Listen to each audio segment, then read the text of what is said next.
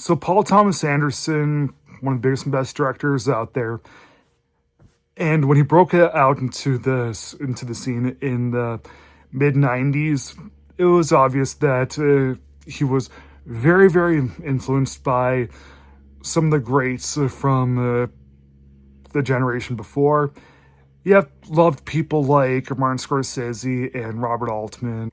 When he did Magnolia in 1999, to this day, that's one of those films that really divides people. There's really no in between ground. You either love it or you hate it.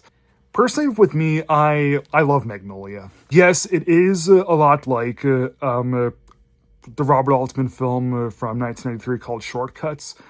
Kind of like how Boogie Nights is like the porn version of Goodfellas.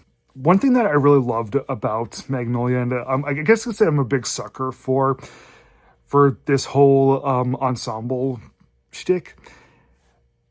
Yeah, with the ensemble pieces and having all the like these different storylines somehow converge and overlap and cross between them all. If they're done really, really well, then that's just amazing. But in the case of Magnolia, yeah, they're just like there's so many of them, and they're all done in such wow sort of ways that yeah, like I'm just glued to the screen the entire time. Well, let's be honest, it's hard enough for a movie with one story to be really, really engaging, or a movie with one big story and a couple of subplots to be really, really amazing.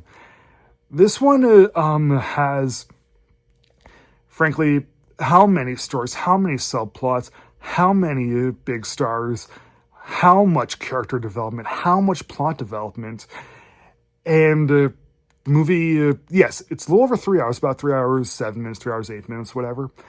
And when you really look at everything, you see how similar some of these storylines are to one another, and like almost like in Shakespearean ways, I guess you could say.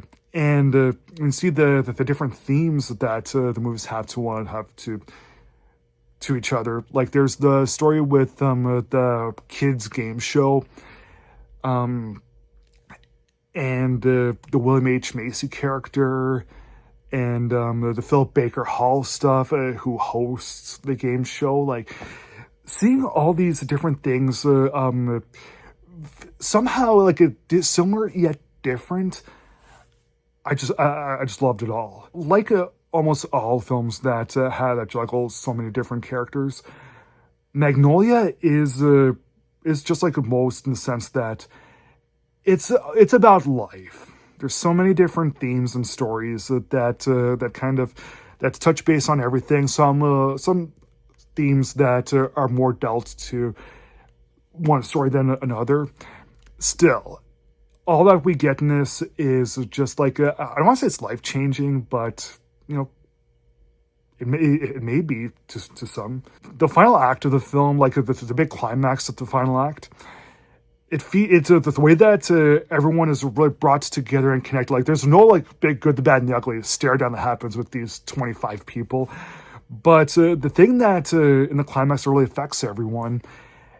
It is crazy. It is ridiculous. But what Paul Thomas Anderson is able to do is he's somehow able to almost completely suspend our disbelief in such a way where we would kind of accept that stuff is actually possible. Kind of. Like, we kind of accept that stuff is possible because we're so transfixed in the film for well over 3 hours, and the 3 hours, it does go by really, really fast. And it's shocking, it's weird, but we accept it. And knowing how good of a stylist Paul Thomas Anderson was back then, and yes, maybe Anderson has changed in terms of his styling, but still, Magnolia, all the stuff that he did way back when in the 90s, there's almost no beating his style from back then. The movie also has really, really great character development, really, really great acting.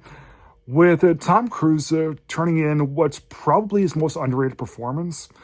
He was nominated for an Oscar for this. He didn't win, but, some people say that Cruise should have won because, frankly, Magnolia, one could argue, is the better film. And, when's Tom Cruise ever going to be Oscar worthy ever again, right? Given his recent track record. So yeah, Magnolia, I would say it's about just as good as Robert Altman's Shortcuts from earlier in the 90s. And yeah, one of my favorite films ever that deals with multiple stories and gigantic ensemble cast converging. Magnolia is an easy 4-star score. Thanks for watching. Please like, subscribe, comment, and I'll see you again next time.